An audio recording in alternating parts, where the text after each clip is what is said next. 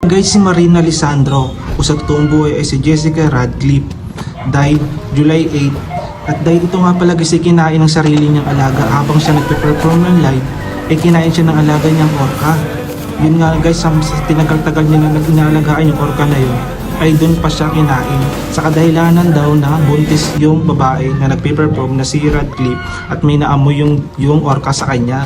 At hindi nga pala daw pinakain yung orca na yun, kaya daw pala siya kinain at may naamoy sa kanyang dugo. Guys, kalunos-lunos nga pala sinabit ng babae na to na si Radcliffe. Pero ba guys, alam nyo ang katotohanan na hindi pala totoo ang kumakalat na video na yun. Dahil ang kumakalat na video na yun ay isang nga lang palang AI generated na nakuha ng isang netizen na binidyohan, nagamit lang ang AI generated.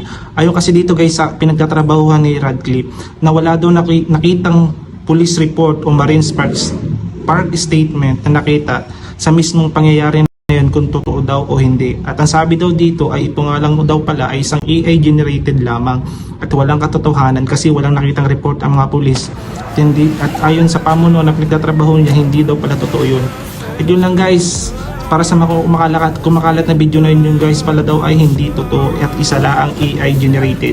Kaya huwag tayo maniniwala sa mga nakikita natin dito sa social media dahil lang sa isang AI. At yun lang guys, at kung nagustuhan nyo itong content natin, i-follow nyo ako, mag-like, comment, share na rin. Bye bye!